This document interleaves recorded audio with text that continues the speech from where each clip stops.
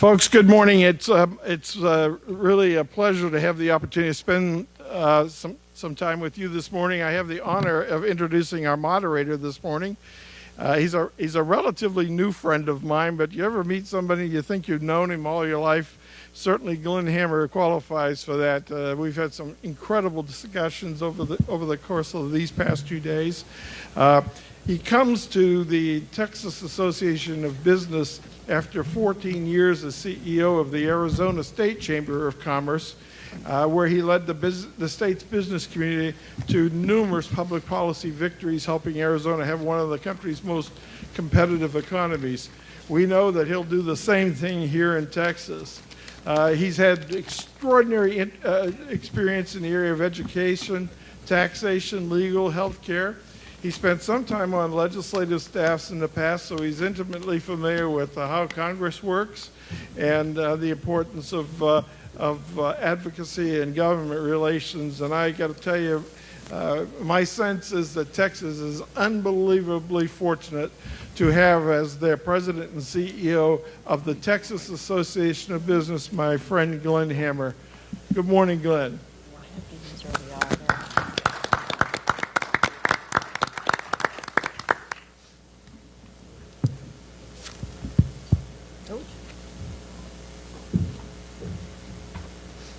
Wayne, thank you for that very kind introduction, and thank you for your great leadership. This is an incredible event, and I want to thank Representative Clardy and Senator Nichols for hosting this event, as well as for Dustin Beavers for taking myself and my daughter Ella, who's with us here today, around.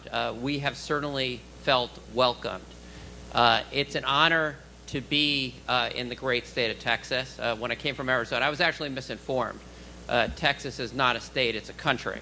Yes. And it's pretty clear when you take a look at this distinguished panel, we not only have good bipartisanship and it's bicameral, but we have great leadership from all around the state. And one of the issues we did work on in Arizona was immigration. As you can imagine, it's another border state, and from time to time, the issue rises up to the top of the charts. We're clearly at that point today.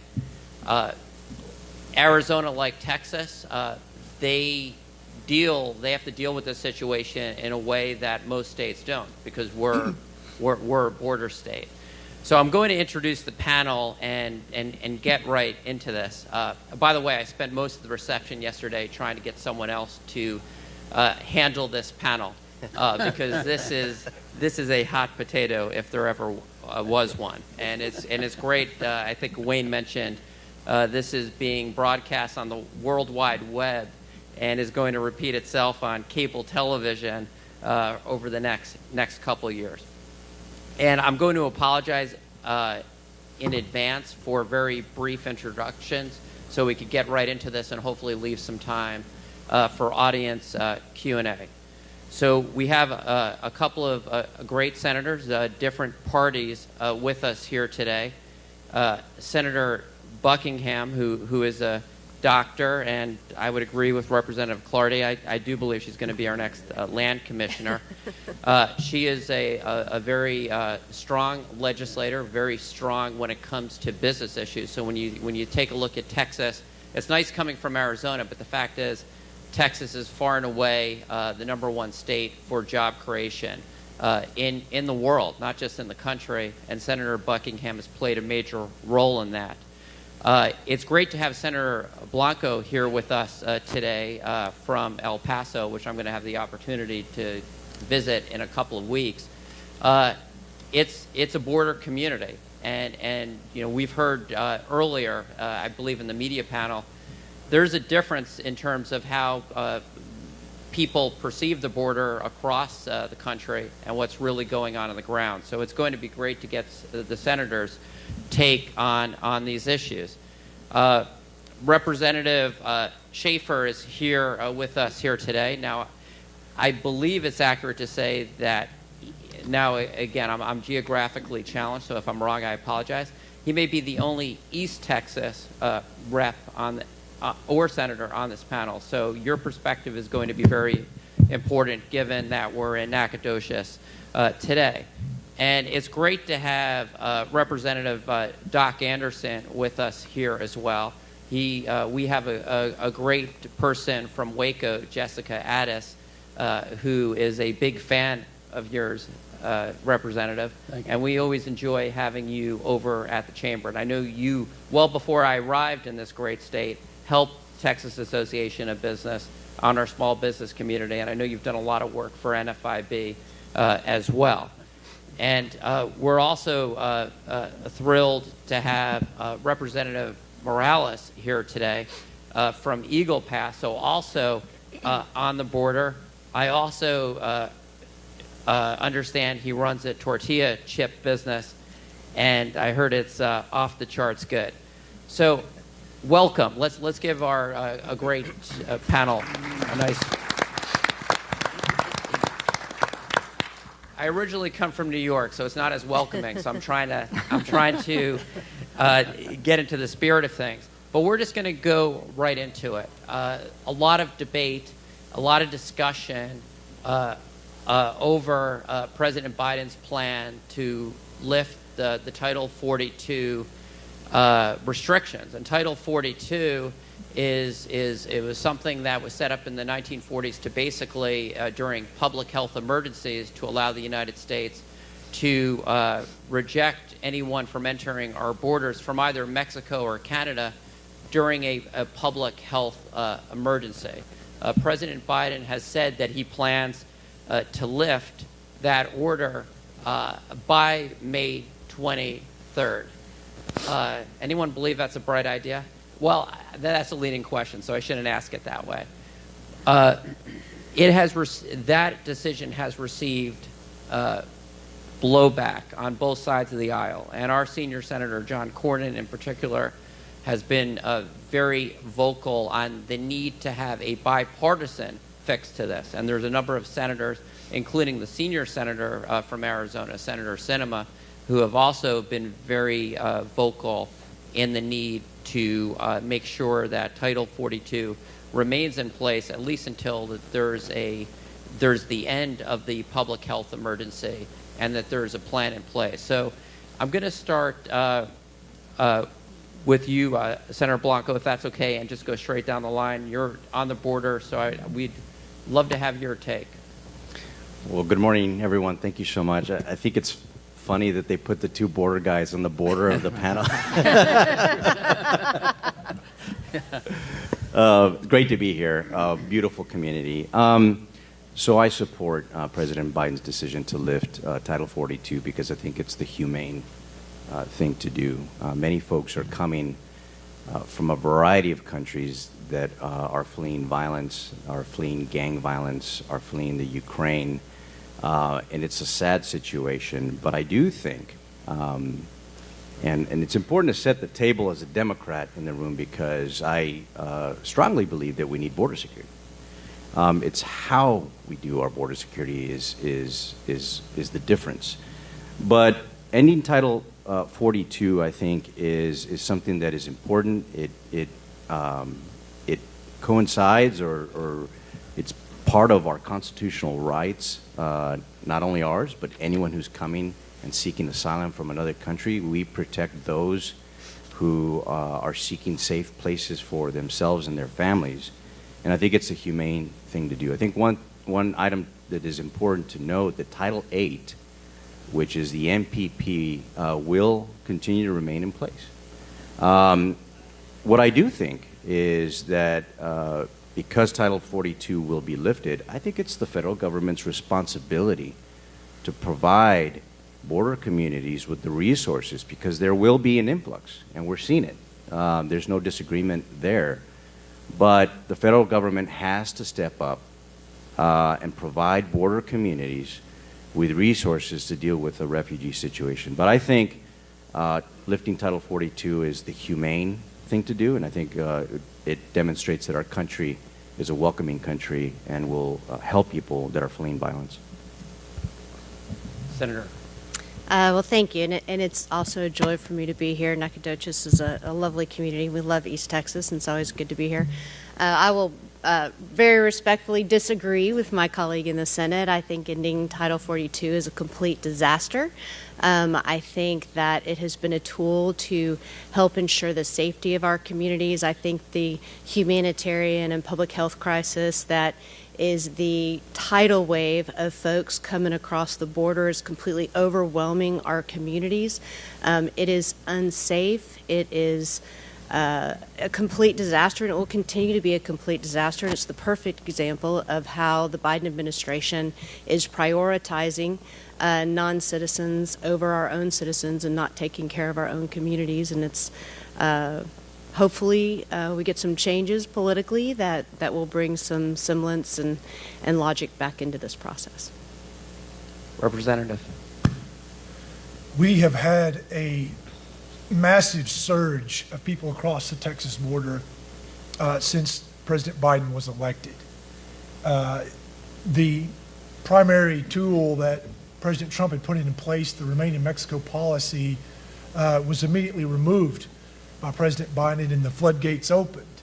And so what we're talking about with this removal of this little public health measure of removing Title 42 is simply going to create a surge upon a surge. It's almost like, well, somebody was just kind of riding the brake as they were driving 80 miles down the road, and we're just going to take the foot completely off the brake. The numbers are staggering. Just last month alone in the state of Texas, DPS reports over 100,000 people coming across the Texas border sector that they encountered. That does not include the people they call the gotaways that were observed on cameras through the drawbridge camera system, which Texas Rangers and Border Patrol tell me could be at least 1 to 2 times that number. So imagine perhaps 200,000 people coming across the Texas border last month. These communities are overwhelmed. Not every community on the border is the same. I've been to El Paso. I would feel safer walking in downtown El Paso than I would Austin, to be quite frank at times. But El Paso is not Eagle Pass. El Paso is not McAllen. El Paso is not Del Rio or McKinney County. I've been to some of these communities recently, and when you speak to the ranchers there, the people that live right on the border, have property right on the border, there's an air of desperation and frustration there that's palpable. So we've got a mess on our hands. Thank you. Also, I'm very pleased to be in Nacogdoches, beautiful community, and we hope to spend the next couple of days to kind of enjoy that. Let me say also that the federal government's number one role is to protect the citizens of the United States. Our health of our citizens is paramount. The things that we're concerned about, Title 42 is just for COVID, but we are very concerned about plague, polio, drug-resistant TB, all these diseases that the United States has dealt with over the years. And whereas we all agree on we need immigration, we need controlled immigration, we need immigration where you check the health status. If not treat somebody, at least have some idea what's coming in. As a veterinarian, I can understand some of the medical aspects and what we have to deal with in that profession. But we definitely, the United States should live up to its role of protecting our citizens from some of these diseases. There's one thing, not in Texas, but actually in Nebraska, I heard on the radio coming down yesterday, that the Nebraska governor has said they've documented there was 40,000 COVID-positive individuals dropped off in Nebraska. I mean, this is just a recipe for disaster, but and everything comes through Texas here, and so I think it's something that we have to be cognizant of. We have to maintain this Title 42, and we have to make sure that we're protecting our citizens, our children, as well as those that want to come to the U.S. Thank you. Thank you. Representative Morales. Right. First of all, thank you all for giving us an opportunity to come down here. This is the first time that I've been here. I fell in love with Nacogdoches immediately, and my wife and I, and so we plan on continuing to coming down here anytime that Representative Clardy will invite us. The second thing, I am still in my freshman year, the youngest member of the House or the Senate here. I also happen to represent 9 out of the 14 counties that share a border with Mexico. So if there's anybody on this panel probably that has heard the most from every one of those counties on the border, it's probably been me, and that's been dealing with it since we were basically elected into office. As a centrist Democrat, I serve the largest district in the state of Texas. It's bigger than 17 U.S. states. It starts in South Central Texas in Eagle Pass on the border and goes now all the way, after redistricting, into northeast El Paso. And so I've lived all my life except for the 4 years that I was away at UT and the 3 years that I was at St. Mary's Law School. And by the way, that tortilla factory is just one of the hats of a number of hats that I have to wear. I'm an attorney by trade during the day, and so that's what I do. But let me tell you, I feel more in line with Senator Blanco. Title 42, I was grateful for the president to move it to May. The concerns that I was having from the National Guard, from the DPS, and from the local officials was just too much. They were expecting around 120,000 just in Eagle Pass and Del Rio alone. On the other side, on their sister cities, they were just waiting for Title 42 to end. So I'm glad that that was set back. You know, you see in history, you see the pictures of Ellis Island, people coming in on boats, and there's an orderly process. And I think that's the key. We need to invest in our ports. We need to invest in providing access, but not through the river. We're doing it the wrong way, and you know, people that are actually coming are exposing their lives, their children's lives. We're exposing our Border Patrol officers also, their lives, and we need to make sure that they go back. Our DPS troopers also, who are actively, day in and day out. There's probably not a week that's gone by where they haven't been saving people, multiple people, from the river. So we're doing it wrong, and it needs to change. And before we can do away with Title 42, we need to come up with an orderly plan.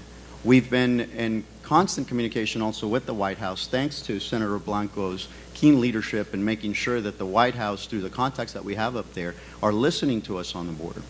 And it finally seems that it's sunk in that something needs to be done. I think that they've been much slower, especially when you're talking to somebody like Governor Abbott or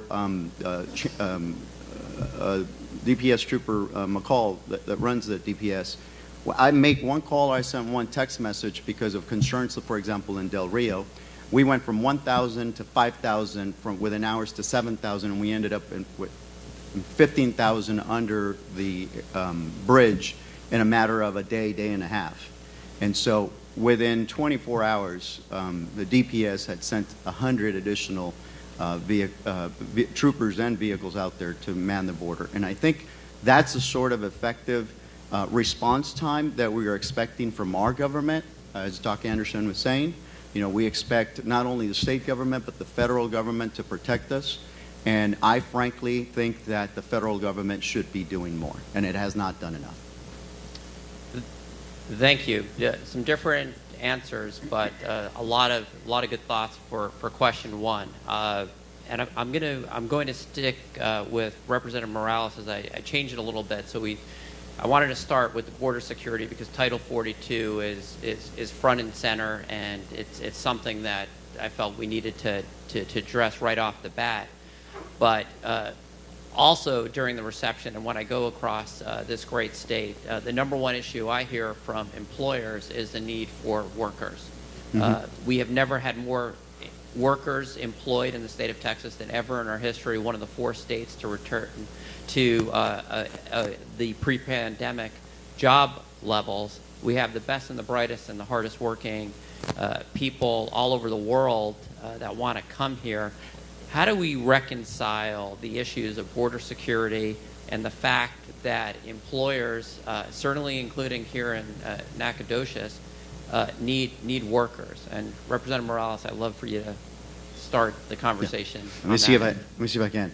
Yeah, and you're completely right. Everywhere I go, I'm big on the economy as a small business owner. You know, we have a number of residential, commercial, multifamily, and warehouse investments also, and so we see the need. We have doubled down on the border. We feel that's our community. We feel that the growth is there, but we are having a difficult problem with respect to jobs. I frankly would harken back to the days of the Bracero-type visas that would be issued, the farm worker visas. I think that the federal government should take immediate action. We know what Congress is doing. They're a stalemate. They use this immigration. You heard yesterday, if you were part of that panel, that it resonates with the Republican base whenever you talk about border security and immigration. And it almost seems that that's the only reason why they want to bring it up and continue to call it out on both sides, because they just want to drum up their base but not really do anything. We've needed effective immigration reform for over 30 years, and it hasn't taken place. And I frankly have taken the position that the governor of Texas should do more. As the 9th biggest economy in the world, if it were to be a country, we should have a say-so at what goes down in our southern border, but also on Mexico's southern border. And I'd much rather invest resources down there if it's going to stop the flow from Latin Americans, because that's the other thing. The misconception is not Mexicans are doing much better than they were 10, 15, 20 years ago. Mexicans are not crossing. It's these Latin Americans, Haitians, Cubans. Those are the folks. We're even seeing Ukrainian folks that are now coming across. And so we need to have some sort of pathway for them to come out of the shadows, to be part of the system, for employers not to feel like, okay, I'm going to end up losing my business or get a huge fine because these were the only people that are willing to do the hard work, and now I'm getting in trouble. And so I think that both the governor and whatever means, because at the federal level, not enough is being done, and we have this stalemate there in Congress, that we should take the lead. And we should move forward in making sure that we provide a form of way that these folks can be gainfully employed, not receiving any sort of state benefits, because they got to be paying into the system. We got to make it where it's worthwhile. A 5-7 year plan maybe, where they have to pay annual fines and stay in good standing. I mean, they're already model citizens to begin with. I did the math on the apprehensions. 348 gang members were apprehended in 2021. That represents 0.0003% of those total apprehensions. So some of this, yes, it's scary if you end up meeting one of those 348, right? But the reality is 90% or higher of the people that are coming up here just want to have a better life. And I always pose it to my much more conservative friends where we talk and debate. I pose it. You would be the first person, because of your family and the way your character is, you would be the first person that would want to come across to have a better life for your family. And this is basically over 90% what people that are crossing are wanting to do, just wanting to have a better life. Doc? Thank you. Yes, I very much agree. We all want a better life. Every last one of us want a better life for our children, for our relatives. The key is that it needs to be done legally, and that's something the federal government has to do. I mean, there's plenty of models like Australia, or some of the other countries that actually bring people in predicated on what their skills are, what their assets are, what they're going to be able to contribute to the society. And so we all are immigrants also, and so there definitely needs to be a way to bring people in an organized fashion where we check them on the health status that we were talking about previously with Title 42, but also on what their capabilities are so that they can contribute to society here and have some kind of organization so that people don't come across in the dead of night and then displace people that are already working, be it legal or illegal, or be it citizens or what have you, and disrupting the business climate. And so we definitely need to encourage immigration, and we need to try and do that as organized as possible, and that falls squarely on the shoulders of the federal government. And it's been totally ignored currently. And so, and with the criminality, that's if you have somebody, if your daughter is raped, or if your home is invaded, that's your kingdom. One time somebody is in your house, that's a tremendous burden on individuals, and that's happening more and more. These folks come over in these tremendous numbers, and if they can't find employment, well, they're going to provide for themselves and their families, and they're going to do things that they shouldn't do. So here again, it comes down to being an organized, positive way of bringing folks into the United States and filling the jobs we need filled. And so I think there's a lot more that can be done on a federal level. Thank you. Representative Schaefer. Who decides? Is it the American government? Is it the Texas government? Is it the federal immigration laws that we have pages and pages and pages of laws that are not being enforced? Who decides who comes into the United States? Right now, it's not the American government. Right now, it's not the Texas government. Right now, it is the cartels that control basically the Mexican side of the border. Operational control of that side of the border is not in the hands of the Mexican government. It's in the hands of cartels. It's a narco state, essentially. They're profiting off of all these people that come through. And yes, there are young women and girls that are being abused. Yes, there's enough fentanyl coming into the state of Texas to kill every man, woman, and child in the state of Texas. So I agree that we could get to a point where we have a conversation about an orderly way for someone to work. I've never met a Republican who doesn't think that we need workers. I've never met anybody who says that we don't need legal immigration. I've never met that person. But what we have is chaos right now. It's not good for us. It's not good for the people coming in. And when you look at who's coming in, yes, there's some family groups, some people who are fleeing certain things, but you also see a lot of working age adults, people in their late teens, early 20s, or into their 30s that are coming from Guatemala and Honduras and El Salvador. Talk to any economist and ask them, what does it mean for a country when your working people leave? People who are healthy and strong enough to take a long journey to get here. And then we hand them a cell phone. We put them on a bus, ask them where they want to go, and we transport them into Texas and into the interior of the United States. How can Guatemala have economic health as a country if their people just leave? And right now, the only group that's making that decision is the cartels. The cartels are determining who comes across. If you go to the Del Rio area, the Border Patrol tells me, look, people from certain nationalities are being funneled. You see a lot of West Africans coming in through Del Rio because the cartels are directing West Africans they even have people who speak the language for them. Okay, so these decisions are being made by narco-terrorist organizations. They're not being made by the citizens of the United States. The Bracero program is something we should look at. I don't know anybody who doesn't want to have those conversations. But what we need before we get down to these finer points of immigration is let's bring security and restore peace and security to the people who live on the border, whose fences are being cut, whose doors are being rattled. When you have the district attorney down there, in, I believe, Kinney County, saying, we have female smugglers, that they're being caught red-handed, felony human trafficking. Female, but because there's no jail facility that has any room to house a female, they let her go immediately. We don't even have the resources right now to arrest and detain a human smuggler if it's a female. That's where we are. So we have got to bring some order to the chaos before we can get into the things where I think there's more agreement than we realize, but we need some order to the chaos.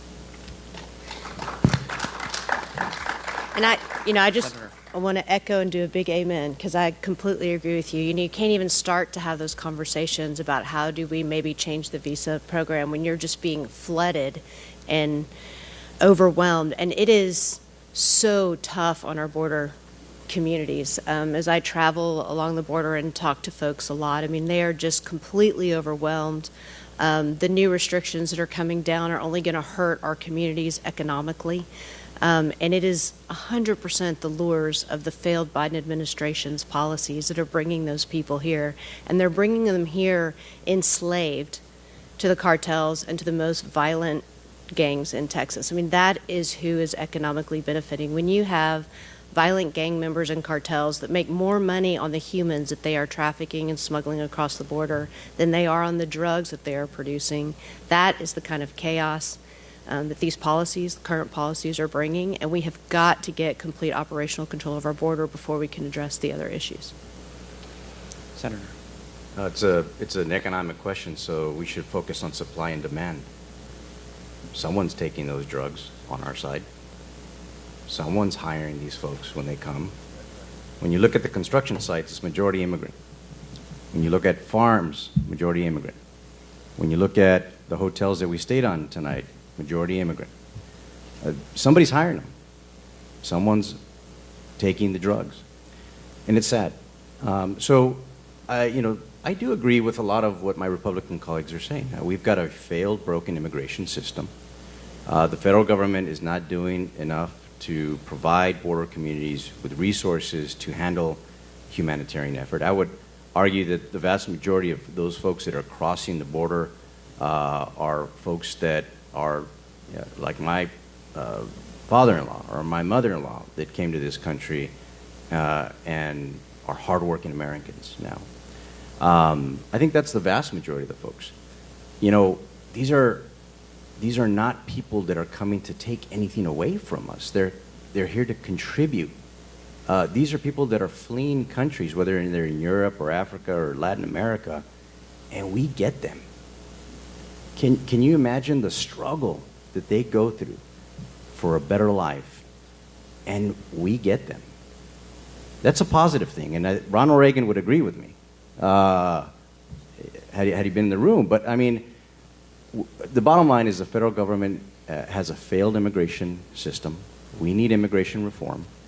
We have to have better border security, smarter border security, because the vast majority of folks and drugs that are coming across through our ports of entry, as Representative Morales had indicated.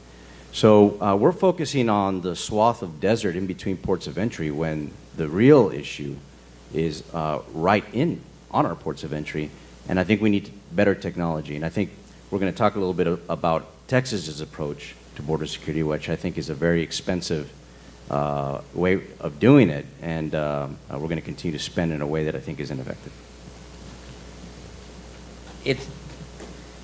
It seems that where there are some points of agreement, I haven't heard anyone here say that the border security situation is functional in the way that we would want from the United States government.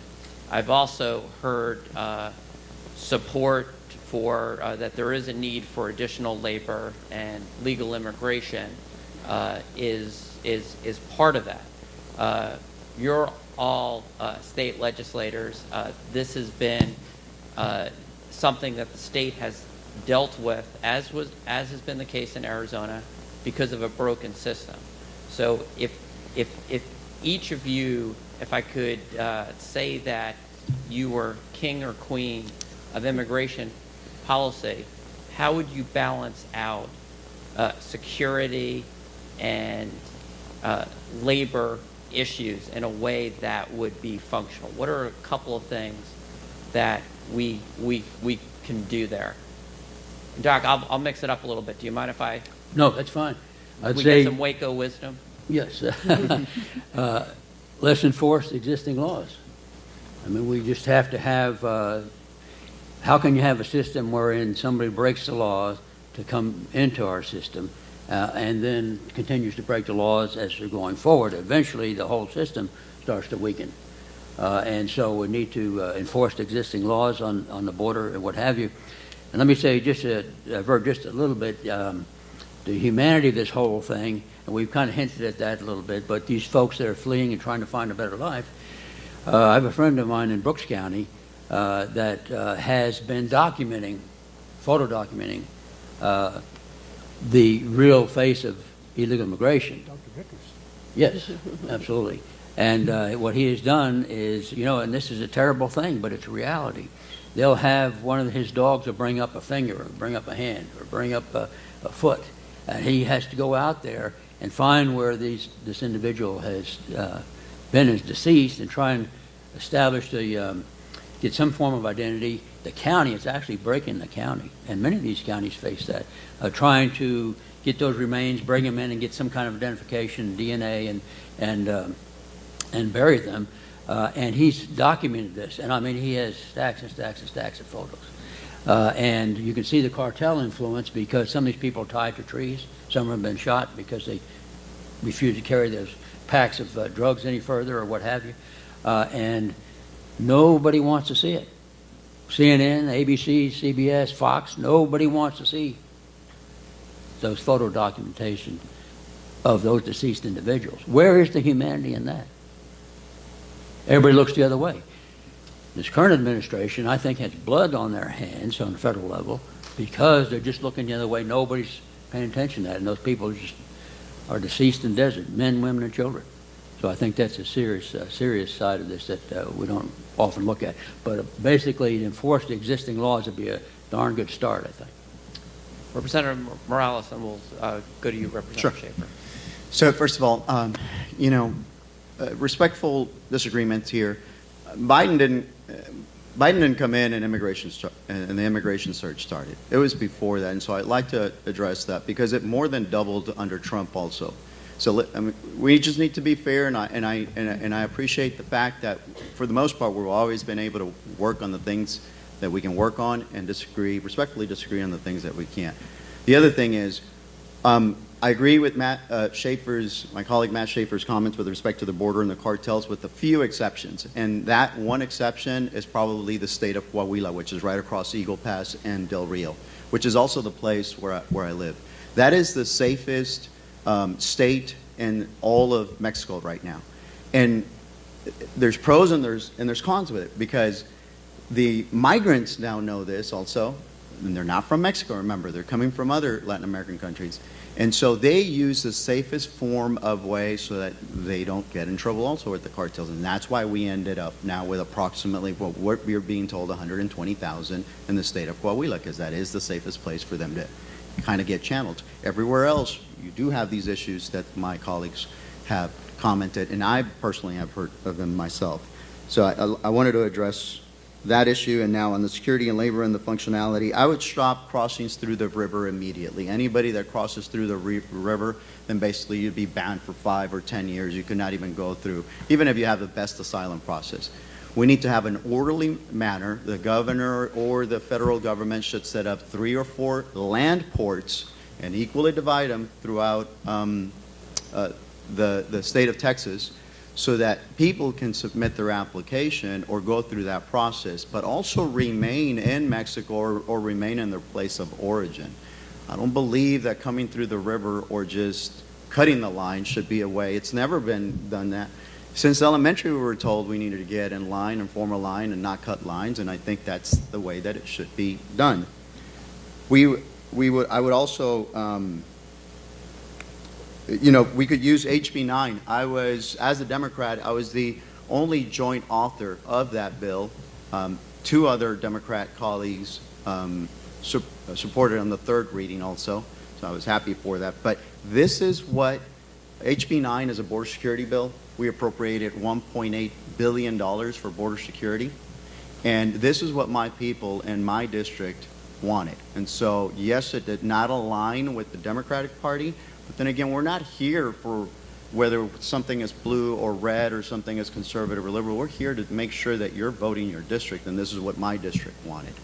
And in addition, we made sure that our border communities, because they have less resources, that we would ensure that they would get at least $1 million every year if they have reimbursable expenses. And you've seen places like Kenny County, which is one of the smallest counties, and they have already received $3.8 million in reimbursement, compared to Eagle Pass with $2 million and $2.5 million, I think, for Del Rio. So I would use that also. We have a unique situation right now where we've been trying for over 20 years. Did you know if you start in Del Rio and go all the way down on the river to Brownsville, the only place that a road does not connect is between Eagle Pass and Laredo, off on the River Vega. There's 18 miles that need to be paved to connect that. Border security wants it. The troopers want it. Heck, I want it, and everyone in Eagle Pass wants it. It would cut the time between 30 and 40 minutes to get from Eagle Pass to Laredo. How about using $15 million or so, what they're telling us that it'll cost, some of those funds, and make it a border security project so that we can provide additional access to border security and our troopers to make sure that we are protecting our borders. Thank you. Representative Schaefer. Done. Let's pave the road. Let's do it. Yeah. I agree. And, you know, it is important for us to listen to people that live on the border. And I learn a lot every time I talk to my colleagues from the border. They're talking, you know, if you live on the border, yes, there's a blessing when there's a big surge, and you like to see those black and whites out there. But also when you see that, you know, that balloon up in the air with a camera that's pointing in your backyard, you don't like that.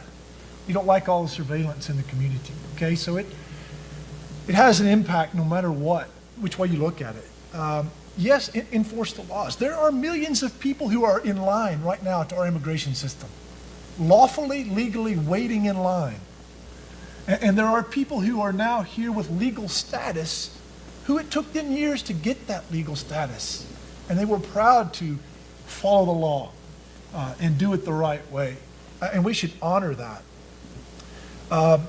There is a human cost to this. The bodies, you know, go to Brooks County, north of McAllen, the number of bodies that they have to pick up on the ranches, it's a lot, folks. I think if Texans in the Piney Woods, I mean, if you were having your fences cut every week, you'd be upset. If your cattle were getting out, if you were losing sheep, we don't do a lot of sheep out here, but if you were losing that livestock, you would be upset. If your wife had to start carrying a pistol at home. You know, we had testimony in the Homeland Security Committee from, we had 5 sheriffs from the border come and testify. And one of them said, you know, I live out in the country, and my wife will not go outside unless I'm at home because she does not feel secure. Okay, there are some real basic security issues for Texans that have been lost. What you have is a mass breach of the peace. In some cases, mass trespass on people's property. Quality of life issue. Quality of life issues. When you, in Kenny County, you talk to them, you know, if you've only got 5 EMS workers in your whole county, and some immigrants get involved in a high-speed chase, and there's a mass casualty event, and just one of your ordinary citizens has a heart attack, and there's no ambulance to come because all your EMS workers are dealing with the border security situation. There's only so many healthcare workers, only so many police officers who will live there. So if they're dealing with all these problems that are created by the border and this national policy, and you just want somebody to come take care of dad who fell over from a heart attack. Those are real issues. Those are real stories that we hear. And so I do think the state of Texas is going to have to look at this differently. To your point about President Trump, the border was not secure under President Trump. It was not, okay? It had been tamped down to some degree. That was measurable. He had put a damper on a lot of it. He did a lot of work on that. But Republicans who campaign saying we have secured the border are not shooting straight with you. If you have a Republican running for office saying we are securing the border, no, we're not. Are the things that we're doing with the National Guard and the DPS, are they making a difference? Yes. But have we diminished the overall flow? Not at all. In fact, it's increasing. And so we need to shoot straight with Texans about what's working, how our money's being spent. When they ask us for a road, let's give them a road. When they say we don't want a wall, but we'd rather have a barrier that actually helps us with erosion for the river, let's listen to the border community when they tell us. You know, I don't have all the answers, but we do know that there's a problem that's got to be addressed. You know, it's really interesting because I'm living this situation right now because my daughter just married somebody from another country, and so we're actually going through the immigration and trying to get him to be able to come and live here and work in this country and support my daughter in the customs she's become used to. No, I'm teasing, but yeah, all the parents in the room get that, right? So you know, this idea that border security is at odds with what our business community needs for workers, I think they go hand in hand. You have a secure border. There is no doubt we need immigration reform. There's no doubt we need worker visas. They need to be contributing members. There need to be significant penalties if you've come here illegally. They need to be, like I said, contributing into society. But they go hand in hand. But what is not acceptable is a wave of people who are then victimized.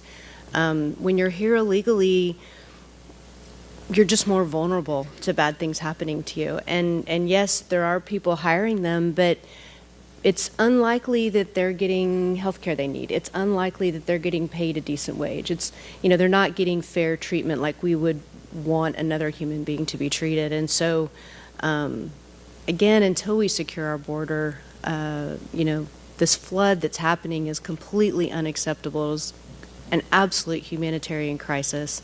And there's no reason we can't accomplish it all together and help our businesses get the workers that they need, create a reasonable process, and just it goes hand in hand. I think they're not at odds. Thank you, Senator Blanco. I agree. But when you look at where all the money is going, very little of it is going to drug intervention programs to stop the demand of drugs from coming across. There's very little money spent on finding sensible immigration reform to stop the folks from coming over. So I think as it relates to our state budget, because the federal government, well, it's the federal government, but when we're spending billions and billions and billions to no end, and I agree with Matt, because there is no end unless we start doing drug intervention, unless we start sensible immigration reform that works with our business community. But the money's not going there. The money is going to boots on the ground, barriers. We are paying for, Texas is now paying for a border wall. Like, don't get me wrong, as a veteran, I completely understand that strategic barriers are important. I support that. I don't think anyone here disagrees with that. But if we're taking a third century approach to a 21st century problem and building a physical barrier that's going to cost billions of dollars to construct and maintain, what's the saying? I'll show you an 11-foot ladder, right? Or they can dig holes, etc. It doesn't stop anything. So we need to be smart about how we're doing border security. I think we need a virtual wall. You got cameras, you got drones, you've got sensors, you've got infrared. There's a variety of ways, and these are all debates that we've had on the Senate floor, where there's technology available to us that doesn't require 10,000 National Guard members on the border, right? It doesn't require 1,500 DPS troopers that we're taking from East Texas, that we're taking from the Panhandle, that we're taking from some of the communities up north. We need to see how our Howies are doing, how many accidents we're having now, because everyone's going down to the border. So we're taking a very expensive approach and not focusing on the root causes of the magnet that's drawing these folks, the magnet that's drawing these drugs. So we have to have a balanced approach. All the money shouldn't just go to an old way of doing security, and that's having a physical presence. We also need good technology in our ports of entry, with making sure that we're doing X-rays and a variety of things that we have available to us to support the federal government on those ports of entry. Well, I just want to say this has been a robust, polite, civil conversation. If our United States Congress adopted this approach, we would actually get a package that would work.